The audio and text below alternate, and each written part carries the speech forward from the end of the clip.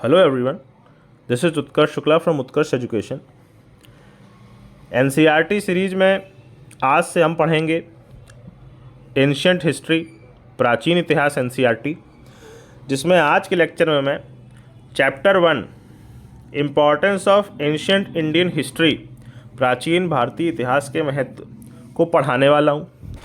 मैं आपके सामने जैसे लोग कथा बाँचते हैं वैसे नहीं पढ़ाऊँगा, आपको महत्वपूर्ण लाइनें पढ़ाता हूँ, पूरी लाइनें पढ़ाता जाऊँगा, उसके बाद उनको समझाता जाऊँगा और फिर आपके नोट्स भी बनवाता जाऊँगा।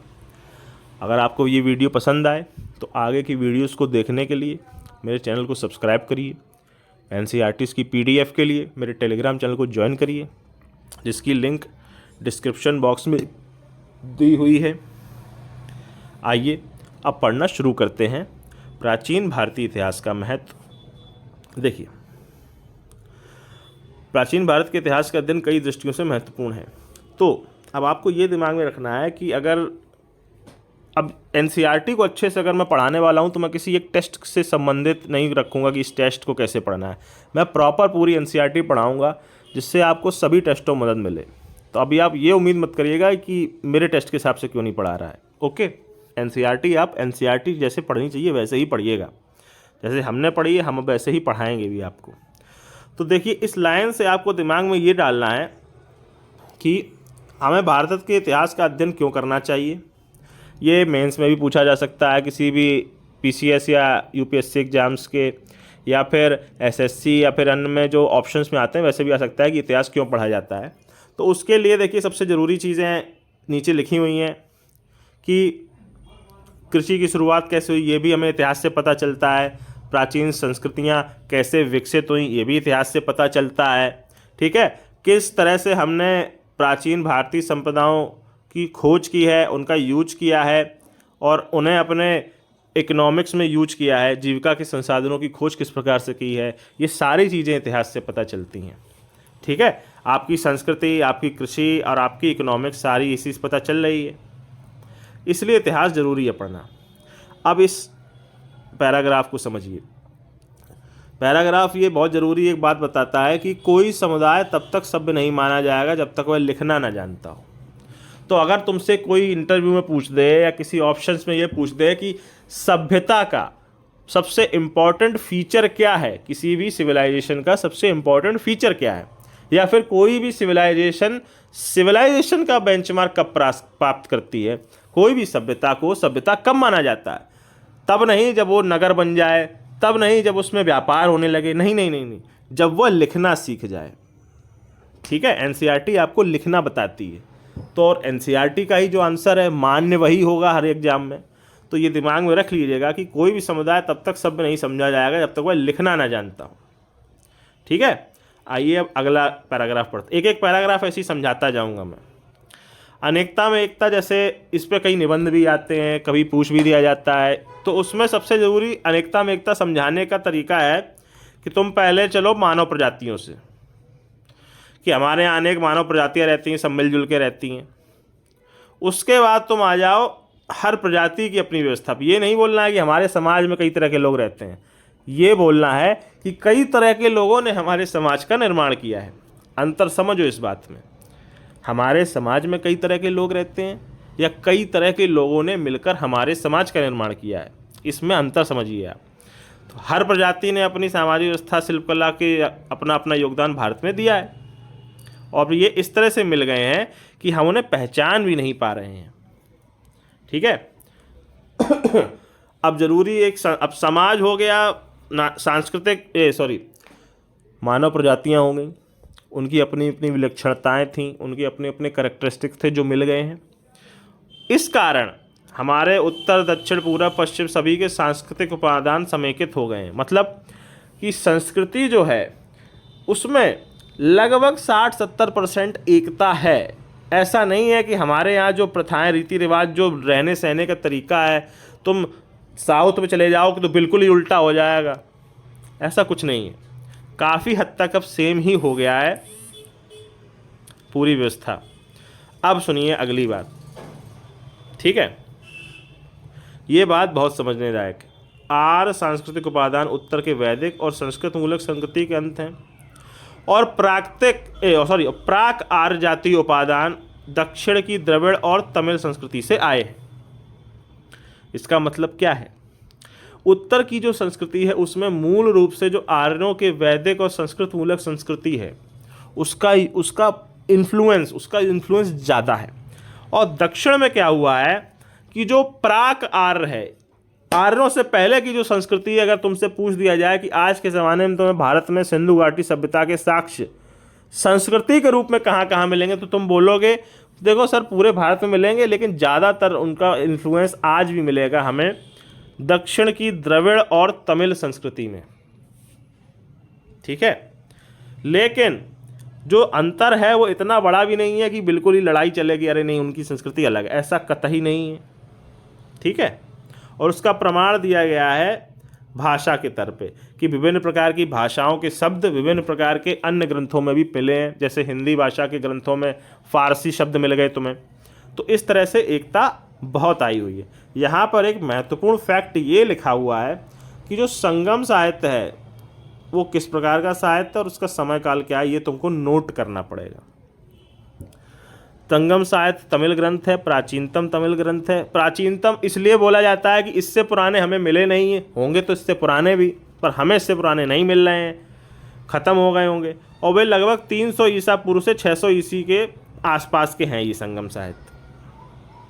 ठीक है, मुंडा और कोल जो जनजातियां हैं वो कहाँ रहती हैं? पूर्वांचल में। वो मुंडा और कोल भाषाएं बोलती हैं, और 2-3 एग्जाम्पल देके बताया गया है कि मुंडा भाषाएं कितनी इंपॉर्टेंट है, फाहा, नौका, खंती जैसे है। तो इसको याद करने का इतना ज़रूरत नहीं है। ठीक है, अब आगे बढ़ते हैं आगे वाले पैराग्राफ पे। यहाँ से देखो, विभिन्न प्रकार के जो भारतीय धर्म हैं, हिंदू धर्म, जैन धर्म, बौद्ध धर्म, हालांकि सनातन धर्म लिखना चाहिए यहाँ और उसका कारण एनसीईआरटी अब इस अगले पैराग्राफ में बताएगी कि सनातन धर्म क्यों लिखना चाहिए। देखो, चूंकि ये सब प्राचीन भारत में ही जन्मे हैं, इसीलिए इनकी संस्कृति और इनके रीति रिवाज, ठीक है, और इनकी रीति रिवाज जो हैं, इनकी संस्कृतियाँ इतनी अलग नहीं थीं कि आम सामान्य जीवन पद्धति में ना मिल पाएँ। हिंदू धर्म, जैन धर्म, बौद्ध धर्म, सिख धर्म, इनमें जो मूल बातें कही गई हैं जिसके आधार पर तुम अपनी लाइफ जियोगे, उनमें इतना अंतर नहीं है कि बिल्कुल ही अलग दिखने लगे। उनमें काफ़ी समानताएं हैं, इसीलिए हमारी विविधता में एकता की बात सही हो जाती है। अभी तक वो विविधता में एकता वाली हेडिंग चल रही थी। अब आएगा सबसे ज़रूरी टॉपिक। देखो, हिंदुस्तान के कई सारे नाम हैं। भारतवर्ष, इंडिया, हिंदुस्तान, 3 नाम तो है ही ना, भारत, इंडिया, हिंदुस्तान। तीनों का ओरिजिन अब तुमको इस पैराग्राफ में समझाया गया है। ये बहुत ज़रूरी है समझना। हमें भारतवर्ष कहा जाता है भरत नाम के प्राचीन वंश के नाम पे। अगले चैप्टर में जब वैदिक सभ्यता आएगी आगे चल के, उसमें बताया जाएगा कि भारतवर्ष को भरत नाम के ही प्राचीन वंश के नाम पे क्यों बोला जाता है और किसी वंश के नाम पे क्यों नहीं बोला जाता, वो वैदिक सभ्यता में आपको पता चलेगा, इसलिए टेंशन मत लीजिएगा। इसमें आप ये समझिए कि हमें भारत बुलाया जाता है भरत नाम के एक प्राचीन वंश के नाम के आधार पे। ओके, और जो पूरे भारत पे राजा करता था उसे चक्रवर्ती बोला जाता था पहले। और इस तरह की जो चक्रवर्ती राजा थे ये पूरे भारत को एक करने का काम करते थे। और इस तरह की राजनीतिक एकता 2 बार तो मिली ही है, पहला अशोक के द्वारा और दूसरा समुद्रगुप्त के द्वारा। ठीक है, उसके बाद हर्षवर्धन ने प्रयास किया था, परंतु उसे पुलकेशिन ने हरा दिया था, तो वो नहीं कर पाया। तो अगर आपको दिमाग लगाना हो कि पूरे भारत में एकता, राजनीतिक एकता, देखो सांस्कृतिक एकता का पिछला पैराग्राफ पूरा ही था कि संस्कृति तो सबकी एक ही है, लेकिन राजनीतिक एकता हमें ओवरऑल देखा जाए तो टोटल देखोगे तुम तो 4 बार मिली है मेरी नज़र में। ये मेरा पर्सनल ओपिनियन है। पहली बार मिली हमें मौर्य साम्राज्य में, दूसरी बार गुप्त साम्राज्य में, तीसरी बार मिली मुगल काल में। आलमगीर औरंगजेब का जो राज्य था वो भी पर्याप्त बड़ा था, उसके बाद सीधे सरदार वल्लभ भाई पटेल की मेहनत से आज मिली है जाके। इस तरह से 4 बार हम पूरी तरह से एक रहे हैं। और चूंकि मौर्य काल इतना पुराना था और तभी एक कर दिया गया था और तब बौद्ध धर्म भी पूरे भारत में फैला दिया गया था, इस कारण से वो सांस्कृतिक एकता आज तक बनी हुई है। ठीक है। अब आएगा, देखो भारतवर्ष का नाम तुम्हें मैं समझा दिया ना। अब बचे 2 शब्द, हिंदुस्तान और इंडिया। तो अब आओ हम हिंदुस्तान और इंडिया का ओरिजिन पढ़ते हैं अगले पैराग्राफ से। भारतवर्ष हमें भारतीय लोगों ने दिया है, इसमें कोई अंतर मत लेना। बाकी दोनों शब्द विदेशियों से प्राप्त हुए हैं। विदेशियों से मेरा मतलब वो नहीं है कि विदेशी आक्रमणकारी आए, उन्होंने हम पे राज किया हो, वो नहीं बोल रहा हूँ। विदेशी ग्रंथों में इनका उल्लेख पहले मिला है और भारतीय ग्रंथों में बाद में। इस कारण इनको बोला जाता है कि ये शब्द विदेशियों ने हमें पहले दिए होंगे। ठीक है। कैसे दिए होंगे? देखो, विदेशी जब सबसे पहली बार हमारे संपर्क में आए सिंधु तट के पास, याद अभी अगले चैप्टरों में आपको आएगा कि फारस के जो राजा थे पर्शिया के, उन्होंने हमारा सिंध देश कब्जा लिया था वगैरह वगैरह। कुल मिला के वो सिंध देश के जरिए पहले संपर्क में आए, क्योंकि इस तरफ तो हिमालय है, हिमालय से तो कुछ आना नहीं है, चाइना आना वाले लोग दूसरी तरफ से ही आएंगे। तो सिंधु के नाम पर ही उन्होंने पूरे देश को इंडस बोलना शुरू कर दिया। और इंडस में रहने वाले लोगों को सिंधुभाषी इंडिया बोलने का काम उन्होंने किया, जो आगे चल के इंग्लिश लैंग्वेज में इंडिया शब्द निकल गया। देखो, पहले जो मिडिल की भाषा बोले ना, सिकंदर विकंदर, इन सब की भाषा यूनानी बोलेंगे, ग्रीक बोलेंगे। ग्रीक में उसको इंडस बोला गया। जब इंग्लिश लैंग्वेज आई तो उसमें इंडस को इंडिया बोला जाने लगा। ठीक है। तो हमें इंडिया नाम ग्रीक से निकल के फिर जाके इंग्लिश में कन्वर्ट होके मिला है। अब आए उसके बाद कौन आए? देखो, इंडिया नाम मशहूर हो चुका है, अभी इंडिया नहीं बोलेंगे, इंडस नाम मशहूर हो चुका है अभी तक। साल है तुम्हारा 300 AD, 300 ईस्वी चल रहा है। हमें लोग इंडस के नाम से जानते हैं, हमें लोग भारत के नाम से जानते हैं। फारसी और अरबी लोग तब तक शुरू हो चुके हैं आना। उन्होंने हमें हिंद बुलाना शुरू कर दिया, हिंद भूमि।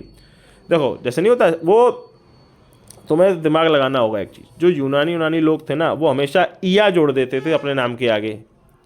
दिमाग, मैसिडोनिया, ठीक है, बैक्ट्रिया।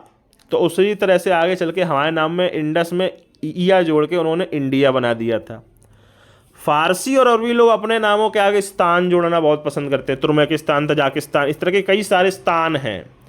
इनमें अंदर भी बहुत स्थान हुआ करते थे, पाकिस्तान। ठीक है। ऐसा नहीं है कि मैं ये सभी लोग करते हैं, लेकिन इनको लोगों का था, भूमि को ये लोग स्थान बोलना पसंद करते हैं। हम लोग जैसे जिसको भूमि बोलते हैं, ये मेरी भूमि है, ये मेरा देश है, उस तरह से वो हिंद जोड़े, सिंधु को हिंद बोलना शुरू किए और उसमें स्थान लगा दिए, हिंदुस्तान हो गया। इस तरह से आगे चल के इस तरह से हमारे भारत को 3 नाम ये मिले हैं। एक बहुत इंपॉर्टेंट बात, ईसा पूर्व 3री सदी 300 BC में प्राकृत देश भर में संपर्क भाषा का काम कर रही है। इसका मतलब क्या है? इस बात का एक बहुत ही गहरा मतलब है, वो अपने दिमाग में भरिएगा। वैदिक सभ्यता आई तुम्हारी 1500 से, सिंधु घाटी सभ्यता है 2500 BC है, 3000 से 2500 कुछ भी मान लो बीच में। वैदिक सभ्यता है 1500 BC। फिर भी 300 BC में प्राकृत भाषा है जो देश भर में बोली जा रही है, ना कि वैदिक काल की संस्कृत देश भर में बोली जा रही है। वैदिक काल की संस्कृत आम भाषा नहीं है, प्राकृत भाषा आम भाषा है, जो ये दिखाती है कि सिंधु घाटी सभ्यता की जो भाषाएं हैं वो संस्कृत में मिलके प्राकृतिक भाषा का निर्माण कर चुकी हैं। कॉमन सेंस लगाओ ना, 1500 से 500 तक वैदिक काल चलेगा BC, 1000 साल तक संस्कृत वाली संस्कृति रही, फिर भी आम भाषा तुम्हारी संस्कृत नहीं है। आम लोग संस्कृत नहीं बोल रहे हैं, प्राकृत भाषा बोली जा रही है, जो ऑब्वियसली सिंधु घाटी से मिली होगी।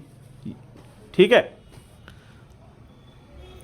अशोक के शिलालेख की प्राकृत और ब्राह्मी लिपि में लिखे गए हैं। जब अशोक के बाद और समुद्रगुप्त से पहले कई सारे छोटे छोटे राज्य बने, उनमें कई विभिन्न प्रकार के समूहों ने अपना आधिपत्य और अपना प्रभुत्व स्थापित करना शुरू किया, तब संस्कृत को बढ़ावा मिलने लगा। पर आम भाषा ये कभी नहीं बनी, संस्कृत इसीलिए आम भाषा कभी नहीं बनी है, ठीक है। अब इस पैराग्राफ में ज़्यादा इंपॉर्टेंट कुछ नहीं है, रामायण महाभारत सब जगह पढ़ाई जाती है, सब जगह जानते हैं लोग, वो सब लिखा हुआ है, उससे अपने को मतलब नहीं है, पेपर में सब आता नहीं है, ठीक है। उत्तर भारत में बड़े व्यवस्था जाति प्रथा का जन्म भी हुआ है, सारे देश में व्याप्त हो गई है। बड़े व्यवस्था जाति व्यवस्था का मूल क्या है, अब इस पर कई लोग अपना अपना बोलते हैं, पर मेरी नज़र में तो उसका मूल है निजी संपत्ति का होना। लोग चाहते थे कि उनका पैसा कोई ले नहीं, तो अपने आप को विशिष्ट दिखाने के चक्कर में बोलते रहे कि हम ये विशेष, हम इस तरह से विशेष, तुम इस तरह से नीच हो, इसलिए हम तुम्हें कुछ नहीं देंगे, तुम हमें सब कुछ दो। ये मान के चलना तुम लोग, आराम रहेगा। अब यहाँ से आएगी अब ये पैराग्राफ इतना इंपॉर्टेंट नहीं है कि वर्तमान में हमें इतिहास क्यों पढ़ना चाहिए, आजकल इतिहास को कैसे तोड़ा मरोड़ा जा रहा है, ये सब लिखा हुआ है इस पैराग्राफ में। इतना ज़रूरी ये सब कुछ नहीं है, तुमको कुछ पढ़ने को उसमें मिलेगा नहीं, ठीक है। यही सब लिखा हुआ है कि हमारे वर्ण व्यवस्था से क्या दिक्कतें हुई, हमें उनको जानने के लिए इतिहास पढ़ना चाहिए, शूद्रों पर किस तरह से अत्याचार हुआ उसके लिए इतिहास पढ़ना चाहिए, महिलाओं की स्थिति समझने के लिए इतिहास पढ़ना चाहिए।